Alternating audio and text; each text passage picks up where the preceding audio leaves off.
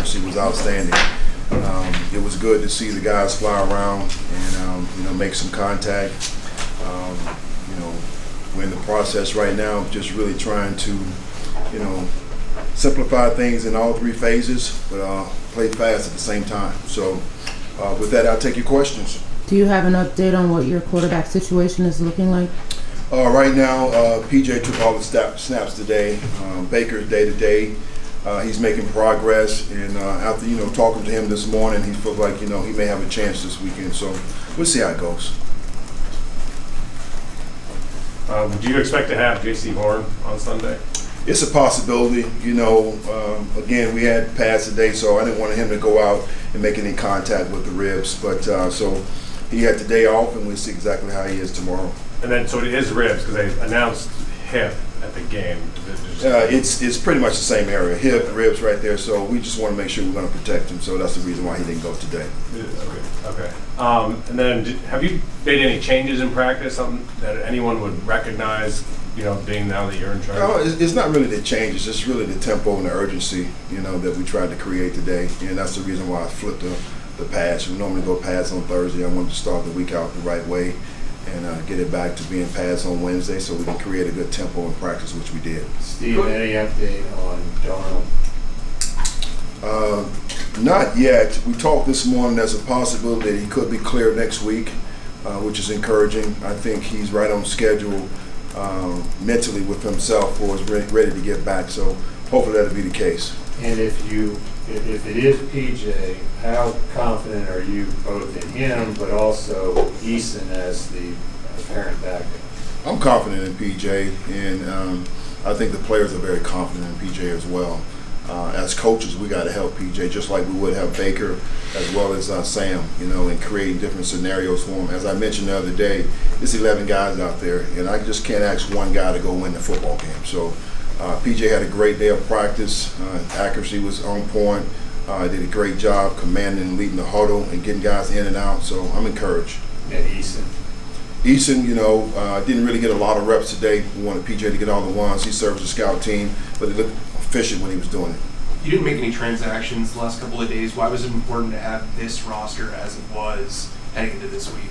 Well, I'm very confident in the guys that we have. And there's times, once again, as I talk to Scott, the first place I want to go is the practice squad. That's the reason why we create quality guys there and we keep them, because we feel like we're grooming them to be starters. And they understand the system, most importantly, the culture that we're trying to create, as you saw last week with Justin Burris being able to get pulled up and ready to play. I heard when you were with the Cardinals, you did a really good job of connecting with everybody, even on the practice squad. Why is that unit so important for you? I think everybody in this organization, particularly as this team, as you asked about this team, has a vital role, and it's so important as we talk about practice squad players, making sure that, they're future starters. And, we want to make sure that we build a relationship with them, and we give those guys the extra coaching and teaching outside of the normal practice. Coach, if I recall, last time when you were the defensive coordinator back in 17, you wanted him to play fast with that aggressive nature, and you list a whole lot more. How much is that fast and aggressiveness and part of your DNA as how you want a team to be?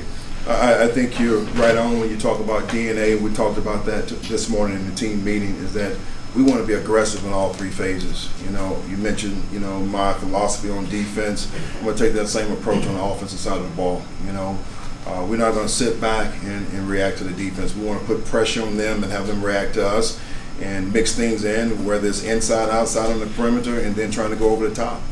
Yesterday you mentioned that you just got to execute, and that'll turn hopefully into wins. The first 5 weeks, third down on offense has been bad. It's the worst in the NFL. Matt kept saying, you got to fix it, you got to fix it, you got to fix it. What can you tangibly do to make that next stride? I think the number one thing you have to do, you got to win on first and second down. You got to put yourself in a situation to where you're not third and long. And that's our philosophy on the defensive side as well. Trying to create negative plays on first and second down so we can get the opponent in the third and long. Offensively, it's just the opposite. We got to create positive plays.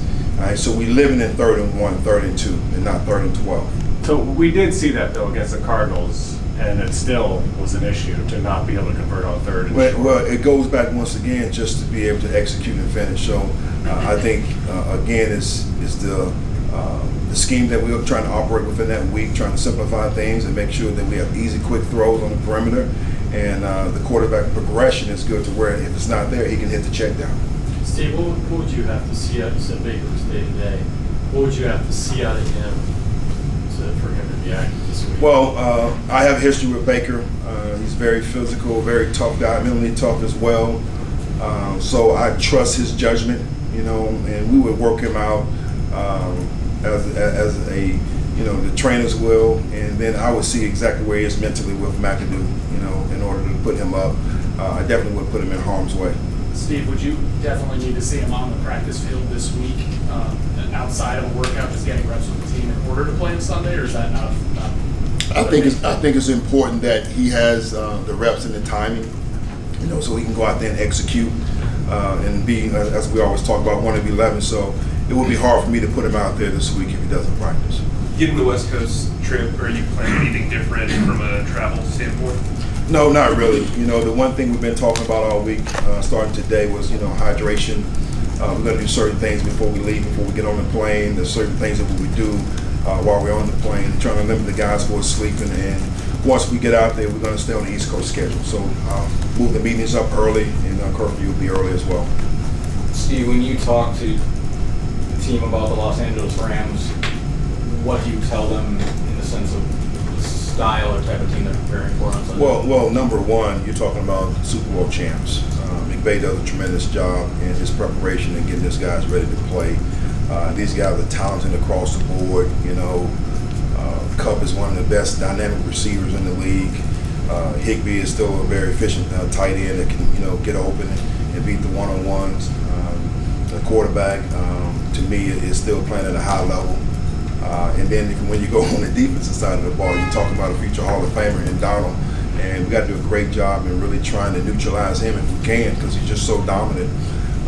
And we talk about one of the top corners in the league as well with Ramsey. So they got a lot of talent, and I told our guys we got a lot of talent too. Steve, if it is PJ, he's 2-0 as a starter here, but he also certainly has a reputation of ripping it around the field, sometimes to his detriment, but he is a risk taker. So I wonder if you could just evaluate what you've won out of him Sunday. Well, this is one of those situations where you're sitting where we are right now in the season, and everybody could start pressing, and trying to do things outside the system. So I foresee that, and that's been part of my conversation this week, is that we don't need one guy to go win the football game. Just do what we ask you to do. All right, execute. If it's not there, throw the check down. If I'm going to get a sack, throw it away. Let's line up and let's play the next down. So hopefully he's going to take heed to that and don't try to press it and play within the system, and we'll see exactly what happens. How much would you say your career, starting way back in high school even, has been about overcoming odds? I think it's always about overcoming odds, in so many different type of situations. But I feel like I was groomed well from a foundation with my family, and I believe in hard work pays off. So that's always been my philosophy. How did your day change today compared to last Wednesday?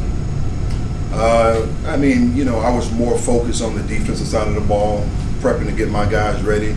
And then now you have the whole scope of the team, and just trying to make sure I'm bouncing in and out of different meetings, making sure that my presence is there. Most importantly, I understand and know exactly what we're doing in all three phases. I want to be able to see it and make sure guys are locked in. Dealing with you guys, is another thing as well. But it's been good. But the thing with me, I've been there before, so I understand the routine and the things you got to do at this position. To that point, we would occasionally hear Matt say that he didn't know all the ancillary things that would be required of a head coach at this level. How much of a benefit is it for you, an advantage, that you've done it? I think experience is a lot, because you can draw back on that. I think it's the way you try to structure things as well, and make sure that before we come downstairs, the open line of communication is there for us, exactly what we're doing in these type of situations. So I talk to the coordinators quite a bit and understanding exactly what we want and giving them my input on how I see things. Steve, to that point with shifting roles the week of the game, I mean, what are the challenges for the staff to be ready for, how you want to manage the game, the communication on Sunday, given, a few days to be together in these roles? Well, I think that comes really the latter part of the week. I will meet with analytics tomorrow. I'll circle back with the coaching staff on Friday, and we'll start talking about certain situations in the game. Well, we know weather's not going to be an issue. Do we want to defer if we win? Those kind of things. We want to be aggressive on fourth down. All that goes into play based off the things that we come up with. So we will have that meeting, myself, with them tomorrow, and then I'll circle back with the coaches on Friday so we can have some clarity. Steve, what went into the decision to change padded practices from Thursday to Wednesday? Well, we talked about a mindset of really trying to control the line of scrimmage. And on the first day, regular routine of an NFL schedule, you put in first and second down. So we're going to have that mindset. I wanted to make sure that we had the pads on the day so we can really, emphasize that. Will it be like that again next week, pads on Wednesday? Yes. Steve, you mentioned the practice squad, some guys you may want to look at. With the secondary, you got some guys beat up on in the injury report. Is that an area that you can see pulling up some guys and giving them a look? That's exactly what we're going to look first, as I stated before. Hopefully we can get some of these guys back in the latter part of the week. But if not, these guys prepare themselves each and every week as if they're going to start. And I keep going back to the example this past week with Justin Burris. He got plugged in, had an opportunity right there to get an interception. So he played well last week, and hopefully if it happens again, we can pull some other guys up and do the same. Go ahead, Darren. I was just going to say, with Eason, how much actual work in a team setting has he had while he's been here? I mean, and how comfortable would you be if you got into a pinch and he needed to go in there? I don't think you can ever judge or your comfort level, because this is NFL. Things happen. Guys go down. I've been in situations where offensive lineman went down. You had to put a tight end at tackle. So, we can't call a timeout and just get back on the plane. So if things happen, he's going to have to go in there and execute. He's been in the meetings. He understands exactly what we're trying to get done at that position. And again, we can't sit here and try to put a lot on his plate. We've got to simplify things if you go in the game. Every head coach wants to have their culture at the building. How tough is it to implement your culture mid-season, albeit still early in the season? And what would you like to implement into that locker room and have your culture be? I think anybody in here who's a parent, I think you would understand that your culture comes from your demeanor, and how you carry yourself. So I'm very aggressive. I'm straight to the point. I like to have fun at times, but I bring it back in so the guys understand my personality. But most importantly, when we're out there on the field, we're going to work, and that's what we did today. And there's certain times we ran the play over again because it wasn't right, and how I like it to be ran. So that's going to be my philosophy every time. We're going to do it the right way. Where do you see the opportunity in that next game coming against the defending Super Bowl champions? Yeah, it's an opportunity for us, number one, and I know it's the Rams, but whomever it would be, it's just an opportunity for us to go win a football game. We got to find a way to win in the fourth quarter. I think we've been playing so well the first three quarters, and all of a sudden we just go flat. So for whatever reason, we got to dig deep down and find the answers and create a mentality, as I said before, finishing. So we're hoping to get that done this week. Steve, yesterday you said that Coach Evan Cooper would take an increased role in the secondary. What is it about Evan that you've seen that allowed him to earn that trust from you? Trust is definitely key to me. He's very smart. He works hard at his craft. The guys respect him. He's very detailed in what he's doing, and I always look for coaches that, number one, are great communicators, that are outstanding teachers, and that know how to develop players, and he fits that trait of all three. Thank you. All right, appreciate you guys. Thank you.